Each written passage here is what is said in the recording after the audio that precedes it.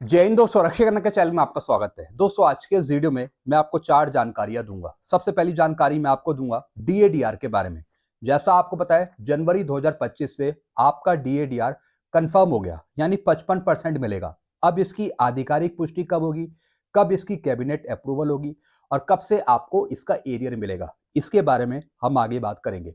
अगली जानकारी मैं आपको दूंगा 8 सीपीसी में संदर्भ की शर्तों के लिए जेसीएम के सेक्रेटरी शिव गोपाल मिश्रा जी ने एक सुझाव दिया था भारत सरकार को कि जब भारत सरकार 8 सीपीसी लागू करे तो उसमें एमएससीपी का रूल चेंज किया जाए।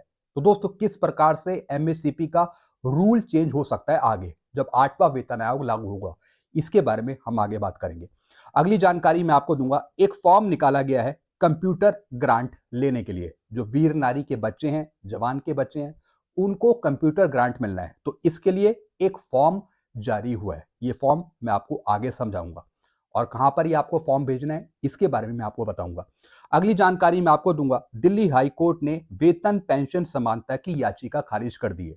दिल्ली हाई कोर्ट ने एक याचिका को खारिज कर दिया है पे और पेंशन पे। किस वजह से खारिज किया है, क्या है पूरा मामला, इसके बारे में हम आगे बात करेंगे। तो दोस्तों बस यही जानकारियां जो मैं आपको देने वाला हूं, इसलिए इस वीडियो को आप शुरू से लेकर आखिरी तक देखेगा। वीडियो में आगे बढ़ने से पहले एक छोटी सी अपील मैं आपसे कर रहा हूं। अगर आप पहली बार मेरा चैनल देख रहे हैं या फिर ये वीडियो देख रहे हैं तो आप मेरे चैनल सब्सक्राइब भी कर सकते हैं, जिसका नाम है रक्षित खन्ना, क्योंकि ऐसी जानकारियां, सही जानकारियां आपको मिलती रहती है इस चैनल के माध्यम से। चलते हैं दोस्तों, आगे बढ़ते हैं। सबसे पहली जानकारी है, जनवरी 2025 से डीए 55% होगा, दिसंबर 2024 तक डीए 55.99% है। दोस्तों अगर आप 6 महीने के आंकड़े देखें, दिसंबर तक आंकड़े देखें, तो डीए है अभी 55.99%, यानी पॉइंट में है। अब पेंशनर समझ रहे हैं कि जो 55.99 है, इसका मतलब है कि भारत सरकार 56% डिक्लेयर करेगी। ऐसा बिल्कुल भी नहीं है दोस्तों, 55.99% है। 0.5 से ज्यादा है, लेकिन काउंट होगा वो 55%। 56% वो काउंट नहीं होगा, क्योंकि पॉइंट के बाद जो भी वैल्यू आती है वो नल एंड वाइड हो जाती है, उसकी कोई वैल्यू नहीं रहती। 55.99 है, 55 ही डिक्लेयर होगा, 55 ही अप्रूव होगा भारत सरकार के द्वारा। पॉइंट के बाद कोई वैल्यू नहीं है, ये बात आपने समझ ली। कंफ्यूजन का कोई चांस ही नहीं है।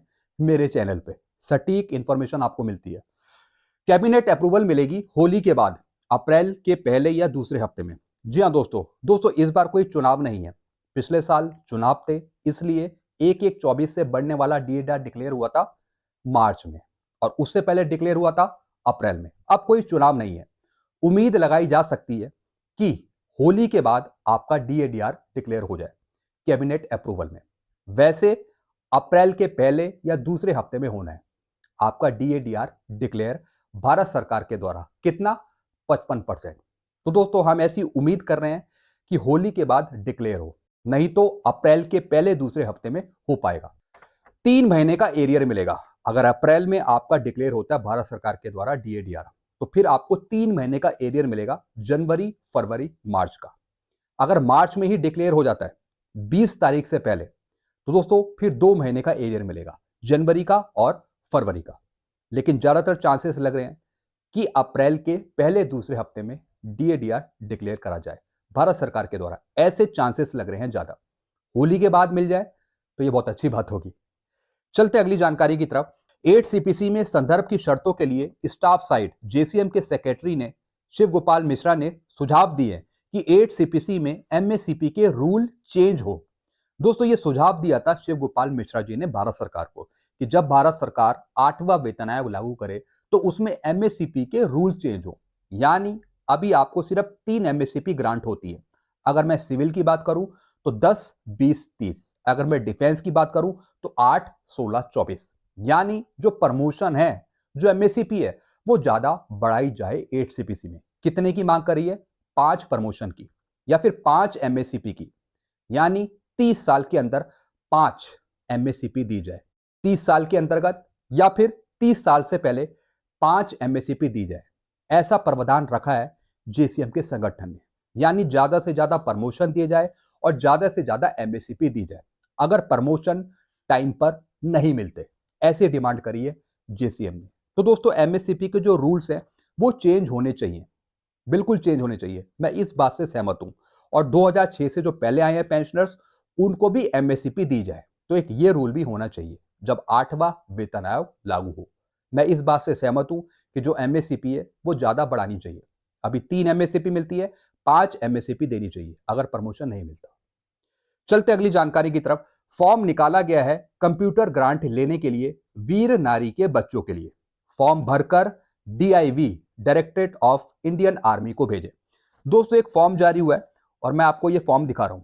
इसमें बच्चे की फोटो लगानी है, जो बच्चा है उसकी फोटो लगानी है। इसमें फैमिली मेंबर का नाम लिखना है, इसमें army number, rank name, regiment, unit, सब कुछ ये फॉर्म भरना है आपको और ये भेजना है डायरेक्टरेट इंडियन आर्मी वेटरन को, डीआईएवी एजुनेंट जनरल ब्रांच को ये भेजना है फॉर्म। इसके बेस पर कंप्यूटर ग्रांट मिलेगी। यानी जो वीर नारी हैं अगर उनके हस्बैंड एक्सपायर हो गए हैं, अगर एक्सपायर हो गए तो उसके बेस पर बच्चों के लिए कंप्यूटर ग्रांट मिलेगी। तो ये फॉर्म आप मेरे से ले सकते हैं और भेज सकते हैं डीआईएवी को। एक छोटी सी इंफॉर्मेशन मेरे पास शेयर हुई थी, ये मैंने आपके साथ शेयर कर दी। चलते हैं दोस्तों अगली जानकारी की तरफ। दिल्ली हाईकोर्ट ने वेतन पेंशन समानता की याचिका खारिज करी। कुछ याचिकाकर्ता थे जो गए थे दिल्ली हाईकोर्ट में अपनी पेंशन समान करवाने, वेतन सेम करवाने। तो दोस्तों दिल्ली हाईकोर्ट ने पूरी याचिका ही यहां पे खारिज कर दी। उन्होंने कहा कि सबकी एक समान पेंशन नहीं हो सकती, सबकी एक समान वेतन नहीं हो सकता, सैलरी नहीं हो सकती। जितने भी पेंशनर्स हो गए या फिर जो कर्मचारी हो गए, उनका अलग अलग वेतन है और पेंशन है। तो इस वजह से सबकी समान सैलरी पेंशन नहीं हो सकती। पे लेवल के हिसाब से सभी की अलग अलग पेंशन और सैलरी होती है, उनके डेजिग्नेशन के हिसाब से, उनकी पोस्ट के हिसाब से। तो दोस्तों पूरी याचिका यहाँ पे खारिज कर दी। यहाँ पे आप खुद ही देख रहे हैं, लिखा है court can't interfere in executive function of pay commission. Delhi high court dismiss petition claiming pay parity. और दोस्तों इन्होंने एक और चीज बताई कि पे कमीशन के कामों पर हम कोई हस्तक्षेप नहीं कर सकते, हम अपना इन्वॉल्वमेंट नहीं दिखा सकते। जो भारत सरकार कर रही है या फिर जो पे कमीशन करेगा वो बेहतर करेगा, हम उसमें कोई चेंज नहीं कर सकते। ऐसा दिल्ली हाईकोर्ट ने साफ कर दिया। अगर कोई सीरियस एनोमोली है, सीरियस अगर कोई प्रॉब्लम है पेंशन पे, वेतन पे, तब आप हमारे पास आइए। खाली अगर आप चाह रहे हैं कि सबकी पेंशन एक बराबर हो जाए, सबको समानता का अधिकार मिल जाए, ये मुश्किल है। ऐसा दोस्तों दिल्ली हाईकोर्ट ने कहा है। जो मुश्किल प्रॉब्लम्स हैं वही हमारे पास लेकर आइए। तो दोस्तों इस तरीके की जो गलतियां होती हैं वो वैसे डिपार्टमेंट को देखनी चाहिए। जो भी प्रॉब्लम है पेंशन से जुड़ी, जवानों की या फिर पेंशनर्स की, जो भी ये काम है डिपार्टमेंट देखे और उसे अपने स्तर पर सही करे। कोर्ट तक जाने की नौबत ना आ पाए आगे, नहीं तो कोर्ट कई बार इसी तरीके के जवाब देता है।